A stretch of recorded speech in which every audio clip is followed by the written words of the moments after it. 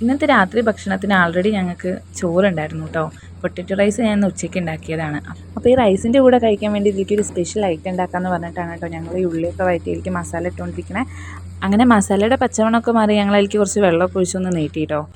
അപ്പോൾ ഇതൊന്ന് തിളച്ച് സെറ്റായിട്ടുണ്ട് കേട്ടോ. ഇനി നമ്മുടെ മെയിൻ ആയിട്ട് ഇതിലേക്ക് ഇടാം കേട്ടോ. ഇത് മുട്ടയാണ് കേട്ടോ. മുട്ട നമ്മൾ നല്ല തിക്കായിട്ടാണ് പൊരിച്ചെടുത്തിട്ടുള്ളതെന്ന്. എന്നിട്ട് ജസ്റ്റ് ഒന്ന് സ്ക്വയർ ഷേപ്പിലൊന്ന് കട്ട് ചെയ്ത് കൊടുത്തു കേട്ടോ. ഇന്നൊന്ന് വെറൈറ്റി പിടിച്ചതാണ് സംഭവം. കണ്ടു കഴിഞ്ഞാൽ ഒരു പനീറിൻ്റെ ലുക്കൊക്കെ ഉണ്ടല്ലേ. എന്തായാലും ഞങ്ങൾ ഇതിലേക്ക് ഓരോന്നായിട്ട് ഇതിലേക്ക് ഇട്ട് കൊടുത്തേ.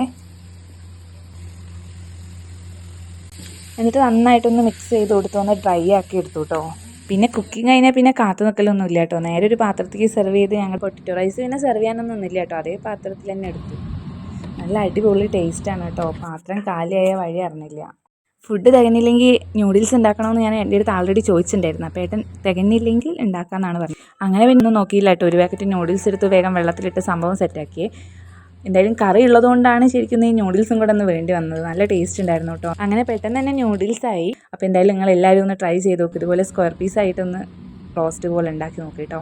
അപ്പോൾ നമ്മുടെ വീഡിയോ ഇത്രയേ ഉള്ളൂ കേട്ടോ. വീഡിയോ ഇഷ്ടമായിച്ച് എല്ലാവരും ലൈക്ക് ചെയ്യാനും സപ്പോർട്ട് ചെയ്യാനും സബ്സ്ക്രൈബ് ചെയ്യാനും മറക്കല്ലേ കേട്ടോ. അപ്പോൾ ഓക്കെ, ബൈ.